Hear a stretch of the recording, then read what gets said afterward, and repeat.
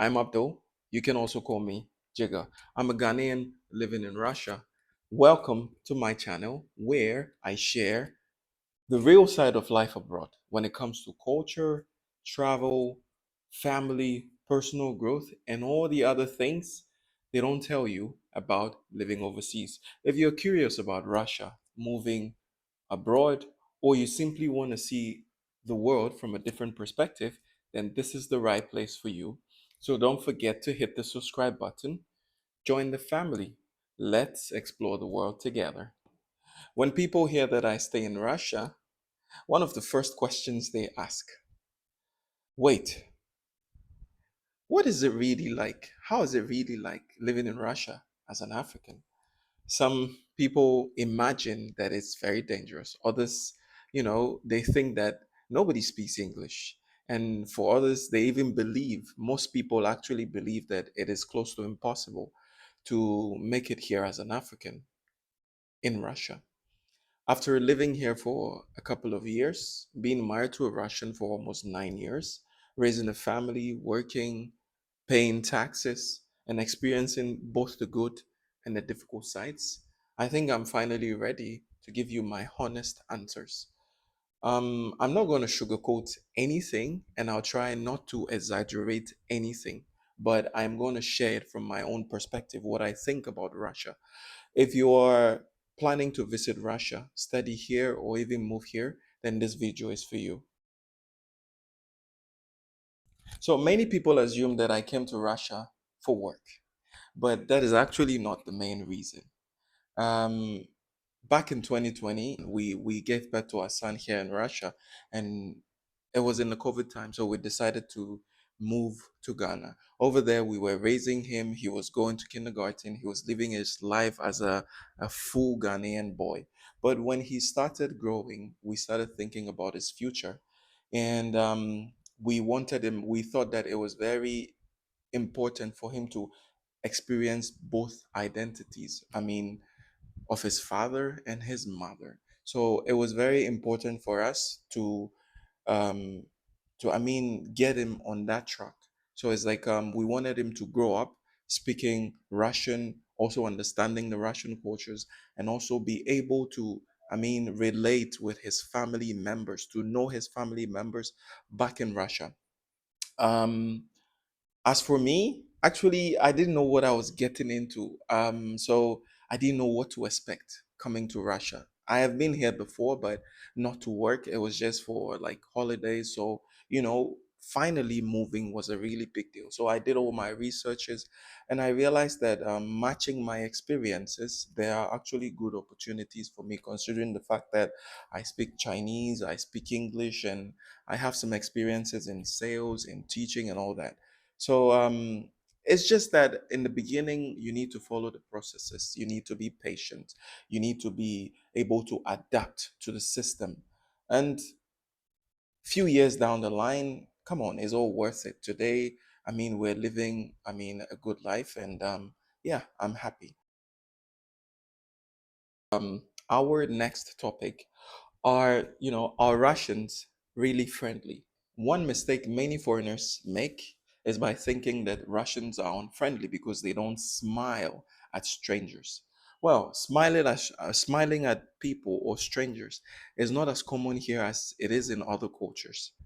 The fact that they don't smile does not necessarily mean that they dislike you. Russians, in their own nature, are very kind people. What I realized is that the moment you approach them in a respectful way, and most importantly, if you speak their language and you ask for directions or you ask for help, they're willing and ready to help you. The person is even willing to drop whatever they're doing and walk you, or show you what you're supposed to do. But then, if even you don't speak Russian and you ask in English with a good tone, with some kind of translator, they will really help you. Let me testify to this. We moved into our new apartment complex here, and we liked the place. The first time we came, our neighbors, they just said hi to us. They saw us, they realized that we're a good family, so they started telling us all the secrets about this apartment, like all the history, how the landlord is, and how to deal with the landlord. So today, of course, with their help, even if we didn't ask them for anything, they just helped us because they thought that, we deserve to be helped. Secondly, to when you talk about my colleagues, they're amazing people. I mean, all of them are Russians, Russian Tatar and Russians. All of them are amazing. I mean, they are very supportive. They are very helpful. Anything you ask for, they don't make you feel like you're a foreigner amongst them or you're an African amongst them. They respect you. I mean, they help you any other way I mean, they can offer their help. So Russians are good people. And when you make a friend who happens to be a Russian, even though the relationship grows slowly, but gradually it becomes really stronger. And then the moment the friendship is solidified, trust me, you have a friend for life because they will go all out for you. Okay, so this is what you have to know, that Russians are friendly. The next topic on the list is, do Africans experience racism here in Russia? This is probably one of the questions I've been asked the most. Does racism exist? Yes, it does exist in Russia, just like it exists in any other part of the world. Like I said, I'm going to share my personal experiences when it comes to racism. Of course, there are these curious stares, considering the fact that we're in Kazan, and this happens to be one of the hottest tourist destinations. So, you know, Russian tourists come from different parts of Russia where they don't get to see foreigners in real life. So when they see you, they stare at you constantly. I mean, without not knowing, like they don't even know what to do. So for that, I think it's normal. It's nothing racist. They are just fascinated by you.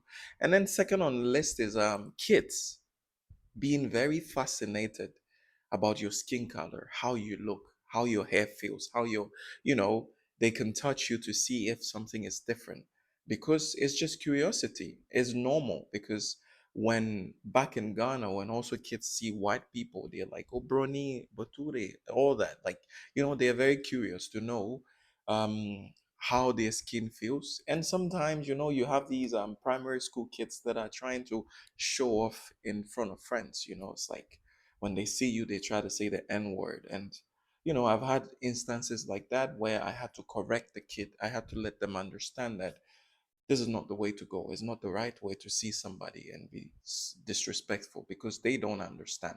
So as expected, I don't feel like it's not anything. It has nothing to do with racism.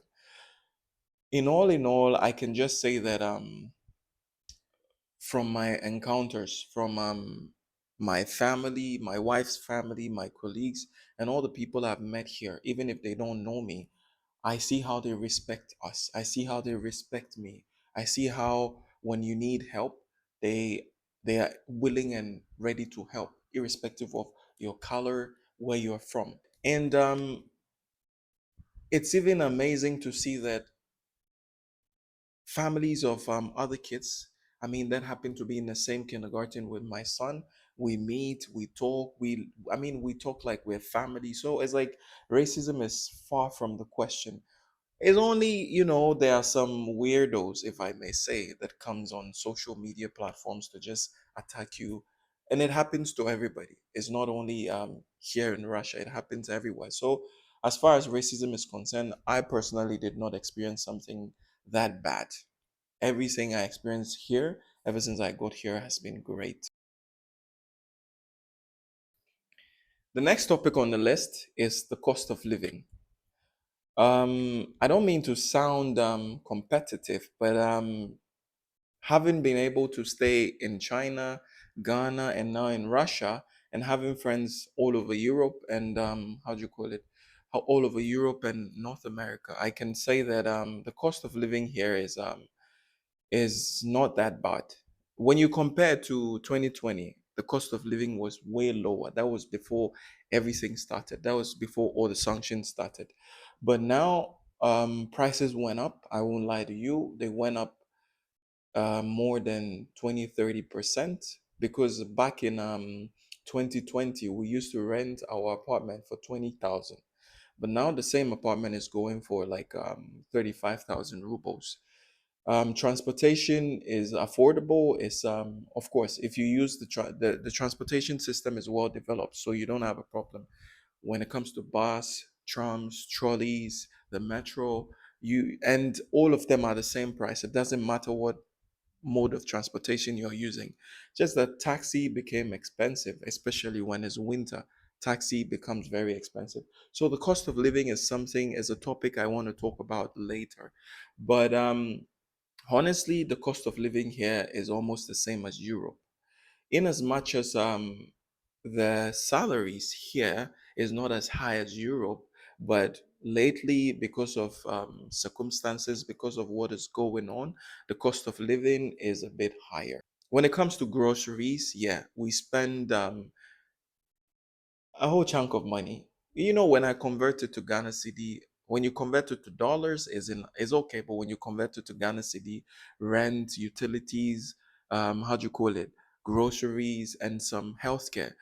I am lucky to be part of the people who have the government insurance because I have a permanent residence. So when I have an issue, when I have a medical issue, I can just walk into the nearest polyclinic, show my how do you call it, my insurance, and I will be taken care of. So yeah, I will be sure to take the cost of living in another video. The next topic on the list is it easy to find work here in Russia? Well, that is the most important thing I think for everybody because to move or to study or to visit a country, you have to know sometimes what the country has to offer you, what Russia in general has to offer you. What I can say in the beginning is that yes, there are work opportunities here irrespective of where you're from, but the advantage is mostly given to the people who speak Russian, somebody who graduated here. Even if you didn't graduate here, you can speak Russian, you can read Russian, and you can write. I think there are a lot of job opportunities. Of course, there are those jobs that are difficult, like construction, like working in a warehouse, working in like all these restaurants, washing plates, cleaning the floor. Just that there's one thing to that. Those kind of jobs, you need to be documented before you have this, because if you are not documented, you can fall victim of exploitation, definitely, because they know you're not documented, so they might take advantage of you. So I know that people who graduated here with red diplomas, with good education background here in Russia, they end up finding good job. But then Dawn, don't be disappointed. There is also opportunities for people like us, people who didn't study here, people who studied elsewhere without the Russian language, but we came here and we found a good job, considering that we had experiences in teaching and in different things. So English speakers actually have also, I mean, even if you speak English, you speak Spanish, you speak Arabic, you speak French, you have equal opportunities like English speaking people, because in as much as the job market is looking for a lot of English teachers than they're looking for maybe a Spanish teacher or a French teacher, there are opportunities also for teaching, especially if you're good in math, if you're good in science, if you're good in geography, if you're good in teaching in general, and you speak English and any other language, of course you can get a job. So for me, for my personal experience here, I realized that networking matters a lot. You need to meet people, you need to talk to people, because without networking, without connections, you might not know the right place to go at the right time. Today, I enjoy my job. Actually, I enjoy my work. This is is the work that I wake up to go to, and I am not angry in the morning as compared to my jobs before. Secondly, to Russians are opening a lot of opportunities, not only for I mean, these kind of jobs. But Russians are also inviting a lot of people from Africa. They train you. They open different doors for you. So as far as job is concerned, there are opportunities here, but you need to be open-minded. You need to see where you want to go to. And believe me, you don't forget that you need to have a skill. You need to possess a skill to be able to sell to the people on top of the language that you can speak. So yeah, there are opportunities for foreigners here in Russia. For the last point, I just want to state out things. I like about Russia. Um, Russia is very big on family, actually, spending time with family because I'm a family man. I think I take my family above everything I do. I take my family very, very important. And Russians find this time for their family. So it's like, they work hard when it's summer and kids are on holidays. They find time to spend with their kids. And it's something I always want to do. It's like spending summer with my kid, going somewhere, doing something. And one culture I like so much is the fact that aside the houses or the apartments that they have summer houses. Summer houses purposely for, planting, for growing vegetables. And these, when they do stuff like this, they train their kids to be self-sufficient. They train their kids to be very independent. And is one thing I really like about them. Secondly, too, I like their nature. Russia is very big and there's a lot to explore. There are a lot of wonders, I mean, to see in Russia. I mean, it doesn't matter the season, summer, autumn, winter, spring, the nature is amazing because it has different things to offer. Education is also good because, of course, I am proud that I have a son who happens to be a Russian. Education for him is free when he goes to the government hospital, healthcare, everything is free for him. It's even free for me as a foreigner on a resident permit. So why not? So the education system is really good. You don't feel stressed, even if you are earning not much money and you know that you don't need to pay much school fees for your kid. I mean, every parent will be happy. The four seasons. I like the four seasons so much. Compared to Ghana, we have just two, rainy and the dry season. I like when the weather changes. I like winter. I like summer. I like autumn. I like all the seasons. As a father, one important thing for me is the abundance of parks here where you can walk, where you can go with your son to do something for free.